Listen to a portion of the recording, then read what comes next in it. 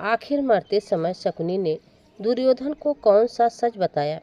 दोस्तों, मरते समय शकुनी ने दुर्योधन से ऐसा क्या कहा जिसे सुन वह चौंक गया। महाभारत में शकुनी का चरित्र जितना रहस्यमयी है उतना महत्वपूर्ण भी है। जिसने अपनी चालाकी, अपने षड्यंत्र और अपनी बुद्धि और अपने प्रतिशोध की भावना से पूरे कुरु वंश को भस्म कर दिया। उसके जीवन का अंत भी एक गहरी सीख छोड़ जाता है। जब शकुनी महाभारत के युद्ध में अंततः भीम के हाथों मारा गया, उससे पहले जो उसने दुर्योधन से बात कही वे केवल अंतिम शब्द नहीं थे, बल्कि ऐसी व्यक्त की थी जो अपने जीवन का उद्देश्य केवल बदला माना था।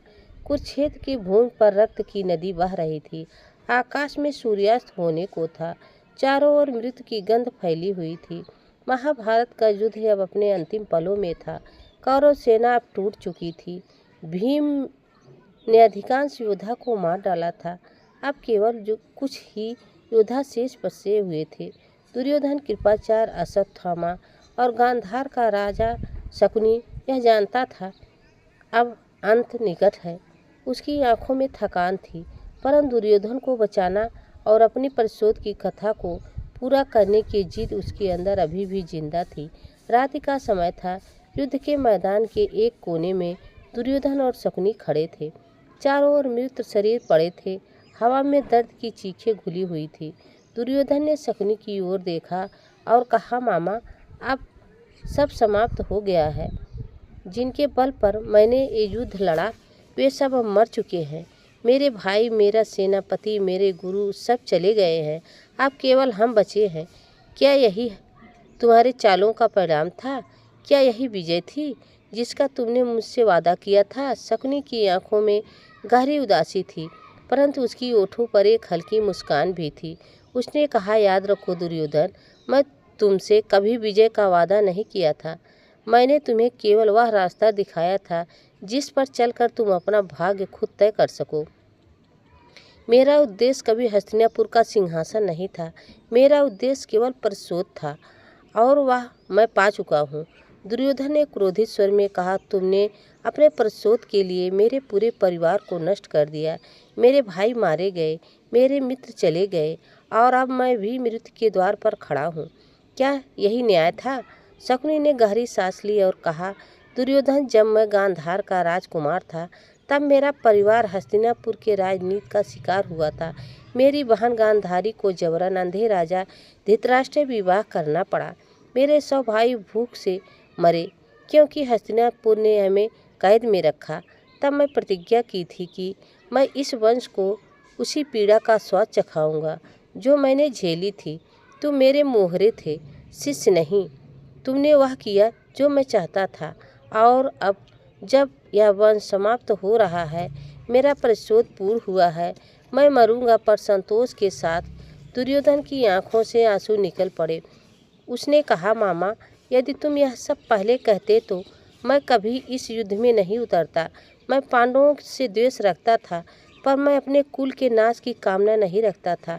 शकुनी ने धीरे से कहा, दुर्योधन, तुमने स्वयं उस द्वेष को सींचा जो मैंने तुम्हारे भीतर बोया था। तुमने ही अपने क्रोध को अपना गुरु बना लिया। मैं केवल तुम्हारे मन के उस अंधेरे को दिशा दी। तुम राजा थे, पर तुमने कभी धर्म का अर्थ नहीं समझा। जब तुमने द्रौपदी का चीरहरण होने दिया, तब से विनाश का आरंभ हो चुका था। मैं तुम्हारे कानों में बस फूंक मारता रहा, पर निर्णय हमेशा तुम्हारे थे। अब तुम हम पर दोष लगा सकते हो, पर सत्य है तुम्हारे कर्मों ने तुम्हें लाकर यहाँ खड़ा किया है। थोड़ी देर दोनों मौन रहे। हवा में केवल दूर से आती आवाज़ें थी। फिर शकुनी ने धीरे से कहा, दुर्योधन, जब मैं मर जाऊं तो मेरे शरीर को अग्नि में मत देना। उसे इसी रणभूमि पर छोड़ देना। यही भूमि मेरी साक्षी है, यही मेरी तपोभूमि है। मैंने यहाँ अपने जीवन का उद्देश्य पूरा किया। और याद रखना, इतिहास में हमें खलनायक कहेगा, पर हम यही करते रहें जो नियति चाहती थी। दुर्योधन ने थके हुए स्वर में कहा, क्या नियति इतनी निर्दयी है? मामा, शकुनी ने कहा, हाँ दुर्योधन, नीति से कोई नहीं बचता। कृष्ण भी नहीं, मैं भी नहीं और तुम भी नहीं। हर व्यक्ति इस खेल का मोहरा है। मैंने पासे फेंके, लेकिन पासे भी मेरे हाथों में किसी अदृश्य शक्ति से चल रहे थे।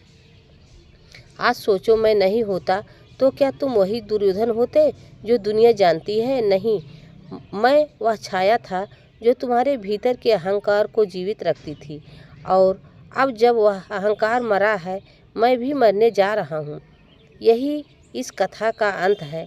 इतना कहकर शकुनी ने दुर्योधन के कंधे पर हाथ रखा। उसकी आंखों में अब कोई छल नहीं था, केवल थकान और संतोष था। उसने धीरे से कहा, अब तुम जाओ, अपने अंतिम युद्ध की तैयारी करो। तुमने अकेले लड़ना है।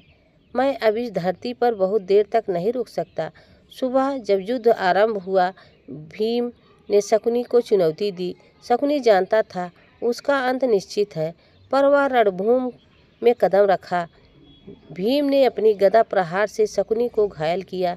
मरते हुए शकुनी ने आखिरी बार आकाश की ओर देखा और कहा, हे विधाता, तुमने मेरा खेल पूरा किया, अब मैं विश्राम कर सकता हूँ। दुर्योधन दूर खड़ा था। उसने शकुनी को मरते देखा।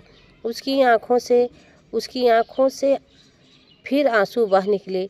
वह समझ गया था कि उसकी मामा केवल एक व्यक्ति नहीं था, उसका विचार था। वह विचार जो बदले की आग में जलकर सब कुछ भस्म कर देता है। मित्रों, यही थी शकुनी के जीवन की आखिरी कहानी। उस व्यक्ति की जिसने पासों के खेल से पूरे महाभारत की दिशा बदल दी। उसने जीतने के लिए नहीं, बदला पूरा करने के लिए खेला, और अंत में अपने ही खेल से हार गया। तो मित्रों, ये थी आज की वीडियो। दोस्तों, यह वीडियो आप सबको कैसी लगी कमेंट में ज़रूर बताना। चैनल पर नए हो तो लाइक, सब्सक्राइब, शेयर ज़रूर करना। तब तक के लिए राधे राधे, जय श्री कृष्ण, धन्यवाद।